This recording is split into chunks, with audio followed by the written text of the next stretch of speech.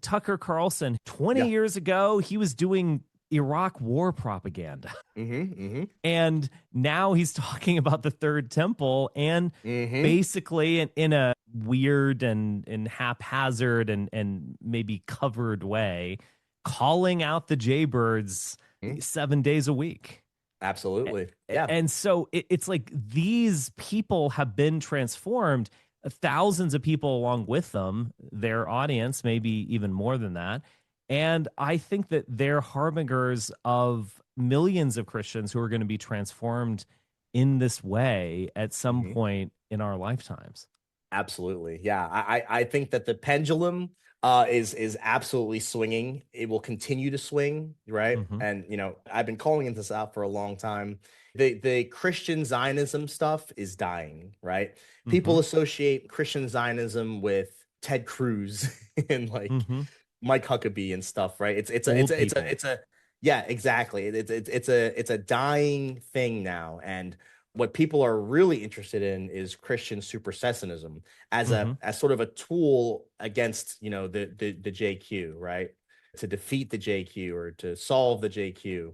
And that's essentially what happens in the book of Revelation, is that like the world is trying to essentially have a final solution to the JQ, right? If you read the book of Zechariah, it talks about like how Jerusalem will become a stumbling block to all nations, everyone. And it truly has, it's the popular thing, and it's becoming more increasingly so to be, against the Jews and, to be pro-Gentile, I guess. But Mm-hmm. that's the direction things have been heading in a while. And it used to be a fringe thing, but it's not anymore, and it's becoming increasingly less so. And And there's that weird contradiction to Donald Trump, where on the one hand, he's a Zionist shill, and on the other hand, he's leading the anti Semitic righteous Gentiles against Israel really at the same time.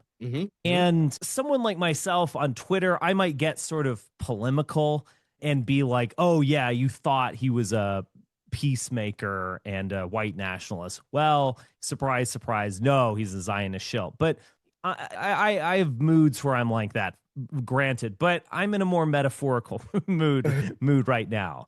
The reality is that he's both at the same time. Yeah, And 100%. Tucker still loves Donald Trump. He can't stop riding that horse.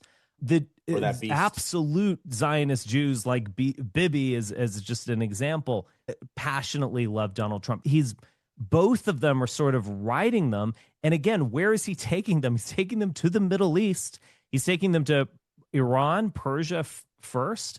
But don't you think this train ends up in Jerusalem at some point?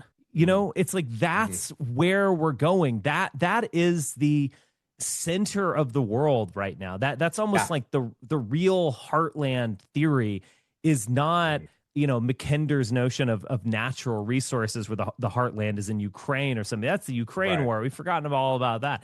No, the real heartland is the spiritual war, the Dome on the Rock. You have a place where Jesus walked. Reportedly, you have a Muslim mosque built over the rock on which Isaac was mock sacrificed. I mean, it's Mount like Moriah. the most, the amount of spiritual energy invested in that site is off the charts. Don't you feel like we're all going to be fighting over that at some point? Exactly.